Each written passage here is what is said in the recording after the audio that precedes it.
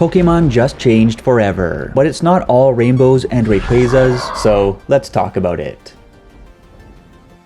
Hey Kevin, it's Charles. How are you today? November 2022 has been a banger of a month for Pokemon fans, with Ash and Yellow Mickey winning the Pokemon Anime's World Championship on November 11th, and Pokemon Scarlet and Violet ushering players into the 9th generation of Pokemon video games just 1 week later on November 18th. And with the help of my diligent assistants at charusharu HQ, I have crushed the main storyline of Pokemon Scarlet, not to mention that my brother, who hasn't played Pokemon in over 20 years, was so intrigued by the games that he picked up Violet and has been scorching through the game alongside us. So I've seen quite a bit of the games, and let me tell you, Generation 9 is a spectacle worth talking about. Not only because Game Freak has just transformed Pokemon in big and bold ways, but also because Noodle Man. So the plan today is to break down the good, the bad, and what the FURRETS just happened of Pokemon's big but troubled breakthrough, and as always, it's going to be a fun time. So kindly subscribe to edge us closer to the big 100, and let's jump into today's chat after a quick special offer from the sponsor of today's video, Skillshare. Because if you ask me, the best gift you can give yourself this holiday season is the gift of heading into 2023 stronger than ever, equipped and ready to crush your New Year's resolutions. And Skillshare is an online learning community with thousands of awesome classes for creatives that will keep you leveling up all year long. I've personally been on Skillshare for ages now, brushing up my art, writing, and productivity skills, and if you've been around the channel for a while, then you'll have probably seen some of the animated and static pixel art that I enjoy packing into the videos. And Skillshare has tons of great art classes, but for anyone who is particularly interested in pixel art, then I'd recommend Simon Sanchez's Introduction to Pixel Art, as he concisely covers all the essentials from color theory to animation to character and environment creation. So check it out and have fun going from zero to hero in just a couple hours. Of course, there are thousands of other quality classes on Skillshare, and the first 1,000 people to use the link in my description box will get a 1-month free trial of Skillshare Premium, so be sure to click that link to claim the free trial that will set you up for success in 2023. Thanks to Skillshare for sponsoring this video, and with that said, on to the meat and potatoes of today's chat.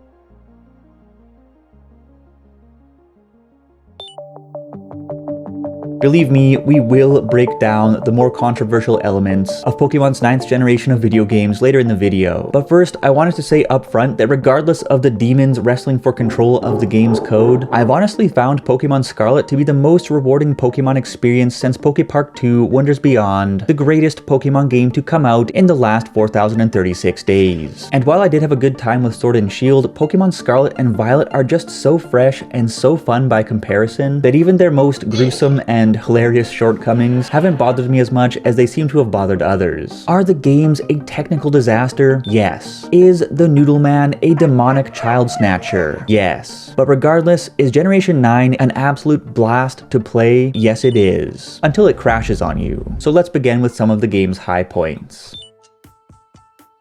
Firstly, we have Generation 9's core selling point, the open world, and it is a smashing success. Fans have been asking for an open world Pokemon game since the beginning of time, and the demand was not misplaced, as the core gameplay loop that Pokemon is known for meshes perfectly with the freedom that Paldea grants to players. And even though the region's roads and minimap make navigating to destinations a breeze, you will certainly find yourself wandering off course to investigate the creatures, treasures, and muscular hikers that reside across the region's rolling plains, snowy mountains, and craggy footlands. Extra touches like the game's crafting elements and the kill everything in sight let's go auto mode for training and resource collection add to the fun, and I talked about the reasons for this at length in another video, but I was also pleased at the lack of level scaling, as the gaping crater in the middle of the map naturally prods players along a loose difficulty curve, but those who are adventurous are free to speed ahead to big unscaled challenges as they wish. The static level structure does not blunt your sense of progression, as level scaling in many other open world games does, and the thrill of encountering superpowered enemies out of the blue adds to the game's emotional variability. Speaking of emotional variability, Pokemon Scarlet and Violet isn't exactly the Notebook, but Generation 9 does have one of the most wholesome and emotionally charged narratives in series history. As you may know, the games have 3 distinct storylines: Path of Legends, Starfall Street, and Victory Road, each touching on uncomfortable themes such as bullying, illness, death, and freaky stalking, and eventually converging into an impactful finale that hits a whole lot harder than you would would expect from a Pokemon game. It works because the main characters are actually pretty well written, especially Arvin, who has quite the tale to tell. And on the note of characters, most NPCs look like failed PlayStation Home avatars, but there are some diamonds in the rough, like the purple-haired lady, and Dendra, and Geeta, and Rhyfort, and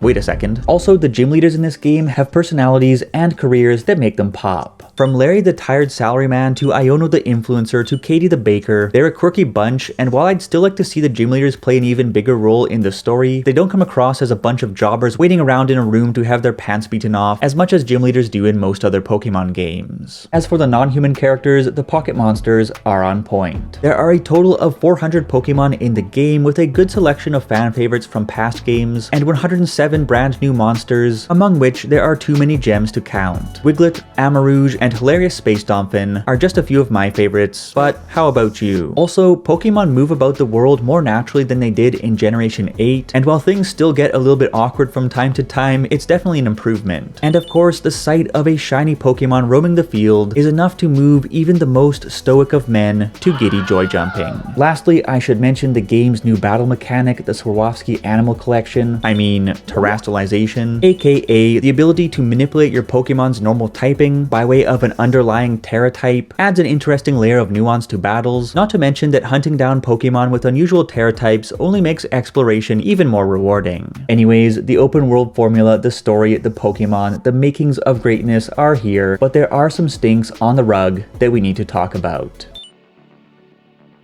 Before we get to the big Q-Fant in the room, let's discuss some of the less obvious issues. Firstly, as with most open world games, I was kind of disappointed to see that Paldea is big and open, but not particularly deep. And perhaps the best example to illustrate this with is the towns. Every town has such a distinct, appealing aesthetic, but once you actually try to explore the intriguing architecture and buildings that fill these areas, you are greeted by nothing but doors that cannot be opened, and even the overwhelming majority of the game's shops are nothing more than generic menu screens that pop up when you press A outside the building. As someone who loves carefully exploring RPG towns upon arrival, combing buildings from top to bottom for lore, secrets, and just for the fun of it, Generation 9's towns are somehow even more lifeless and uninteresting than those of Generation 8. This is a widespread issue in open world games, but I was hoping that Pokemon Scarlet and Violet would be more The Witcher 3 than One Piece World Seeker. How naive I was. Secondly, while there are plenty of cool Pokemon and bundles of loot spread across the lands, the overworld of Paldea itself also feels quite empty at times. This isn't just because the world is painfully lacking in detail compared to other notable open world games on the Switch, but also because it's not rich with side quests or the special touches and unique areas of intrigue that used to bring Pokemon regions to life. Likewise, the world's inhabitants don't do much for the game's world feel. While each town is visually distinct, barely anyone has anything interesting to say about the area they live in or themselves, and the enormous crater in the middle of the world spouting prehistoric or futuristic monsters is barely even mentioned by the locals. The classes you can take at the academy fill in some of the blanks, but I couldn't help but feel that the individual locations of Paldea were not integrated with the region's broader geography or culture. And we also found ourselves wondering why every fifth woman in every town is the same copy-pasted 6'5" IFBB competitor. If I was going to choose one NPC prefab to duplicate across every sparsely populated town willy-nilly, I would probably go with a less conspicuous character model. Not that there's anything wrong with getting swole. Anyways, when it comes to Paldea's world feel and lore, there's a lot of promise here and the main plot lines are solid, but the corner cutting and lack of cohesion do make the game feel somewhat unfinished. And speaking of unfinished, enter the Noodle Man.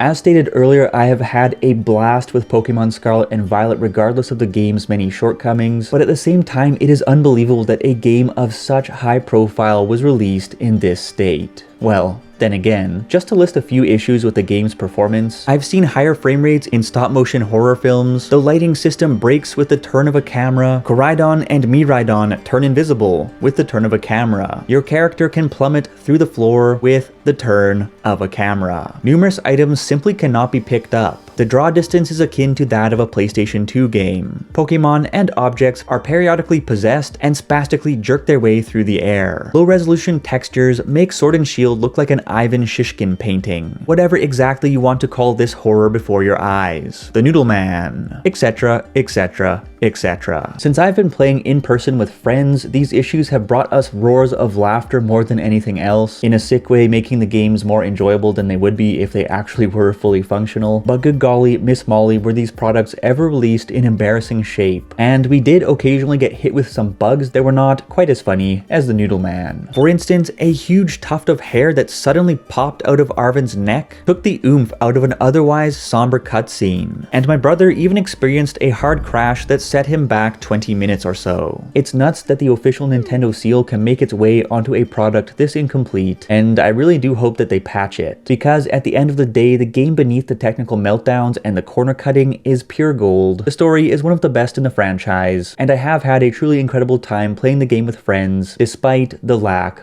of polish. Indeed, Game Freak's first open world game didn't exactly go off like clockwork, but the groundwork is there. It's taken us to a new era of Pokemon with no looking back, and I am excited to see what's next. But how about you? Is the open world Pokemon Revolution everything you ever dreamed of, or has the execution left a sour taste in your mouth? I'm curious what you think, and as always, let's chat. Kevin.